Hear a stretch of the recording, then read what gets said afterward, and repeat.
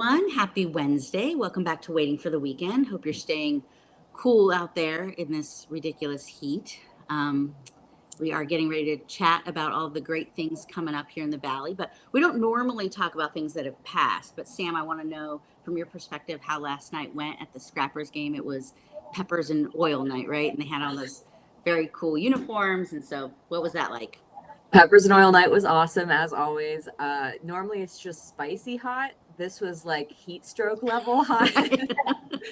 But we had two Trumbull County winners from Fans Choice and Judge Choice. Guido's won Fan Choice and Elizio's won Judge's Choice.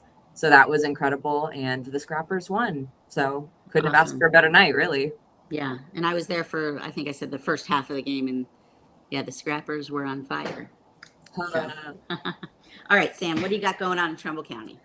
We are talking 4th of July with the understanding that one, we've got possible storms all weekend. Yeah. And two, it's like 1,000 degrees outside. So please be safe, prepare accordingly.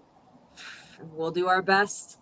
As always, I recommend going to, for 4th of July stuff, we have a whole page called Trumbull250.com that lists all of our 250 4th of July events. Because I'm not really going to list all of the parades that are happening in every community is doing something. But I did want to highlight a couple things we have on July 3rd. So this Friday, I know a lot of people are also off this Friday, and that is our least likely to storm day. As of right now, God knows it'll change 6 more times. Yeah. But Warren is doing their 250 Independence Day celebration on Friday instead of Saturday. So that is at the amphitheater from 5 to 10 p.m. this Friday. They will have live music. They will have food vendors. They will have fireworks. And that is all centered around the amphitheater. Free event, as all of these are. The big parades that most people want to know about is the Newton Falls Parade, which is a 10 a.m. start on the 4th. The Niles Parade, which most of it starts at 11, and the Howland Parade, which is a 10 a.m. start as well. And then the big one is the Mesopotamia Ox Roast. So this is, they're over 50 years now. I think 52 years they've been going strong. Again, we'll see how the weather goes. This is an entirely outdoor event, but it runs from 10 a.m. to 8 p.m. And that's just the main stuff. There is a pancake breakfast that starts around 7 a.m. every day too. But definitely get there early if you want to try and get decent parking and the sandwiches, because the sandwich line gets crazy fast. And it gets hot fast. So the earlier you go, the earlier you're shopping all those vendors before the heat comes in. I just want to always note, please be safe and careful when you're driving up 305 or whichever route you're taking to Mesopotamia. This is the 4th largest Amish country in Ohio, and there are tons of horse and buggies and children on little bikes all over those roads. Even if they feel like highway speeds, drive much slower. I would hate to hear that anything happens. Sure.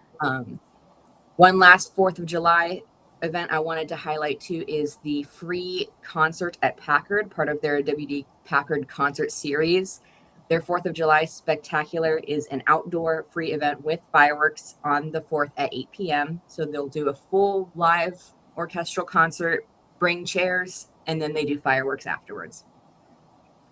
That's crazy, and there's a lot to learn. And then I just wanted to bring up one thing for next week, jumping over the storms and the heat wave, because I thought this was really cool. The Historical Society has partnered with the Settlebrook Manor in Bloomfield, and they are doing an archaeology summer camp for kids. So this is next Wednesday, the 8th through Friday, the 10th. It is a paid program, so you do have to register in advance, which is why I wanted to bring it up. But I thought that was a really interesting summer camp for children that helps them learn about archaeology, and they get to actually participate in an archaeological dig alongside real archaeologists, which is awesome. For all the dinosaur kids out there. Yeah.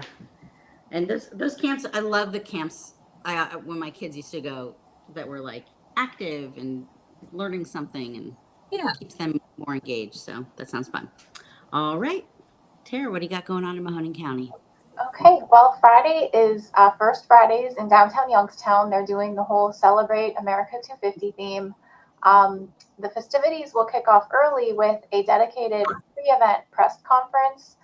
It's going to be a public unveiling of the America 250 Layers of Legacy mural, This will be from 3 to 4 o'clock at the Purple Cat Disco Garden. And then the main First Fridays event will take place from 5 to 8 across downtown Youngstown. On North Phelps Street, they'll have like the shops there, local vendors, food in that area. There's going to be live music and entertainment on North Phelps Street and also at the Apollo Event Center. The Mahoning Valley Historical Society is going to host guided walking tours downtown. So they're going to connect key downtown locations and highlight local history along with the America 250 theme.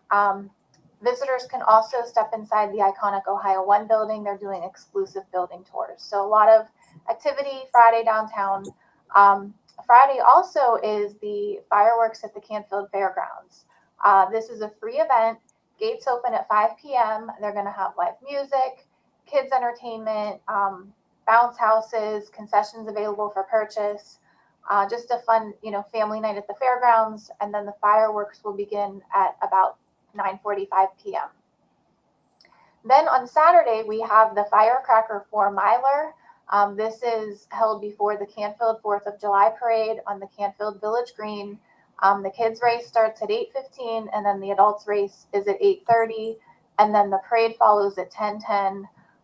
The parade leaves the Canfield Fairgrounds and proceeds along South Broad Street and then kind of circles around the green in Canfield.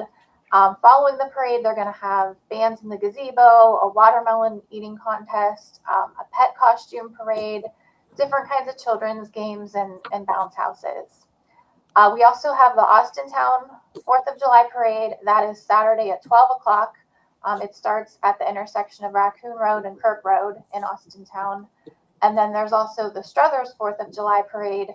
That is also Saturday at 12 o'clock, and it starts from the 5th Street Plaza, and then it's a 3-mile route that travels north to Sexton Street, then to Pullen Avenue to Smithfield Street, and then they end back at the plaza. And then our final event I wanted to mention was the Ignite the Night Youngstown. This is Sunday. It starts at 6 o'clock at the Youngstown Foundation Amphitheater. This is a patriotic concert by the Youngstown Symphony Orchestra. They're going to do a spectacular fireworks finale that will be synchronized to the music by the orchestra. So I think it's a fantastic event. It is a free event. It is free admission. They're going to have different food trucks, family activities, local vendors. So, a great end to the holiday weekend with this free event in downtown Youngstown. Love it. Plenty of stuff to do. Everyone stay cool, stay hydrated, be safe, drive carefully, all that good stuff, but enjoy the holiday. See you next week, everyone. Bye-bye.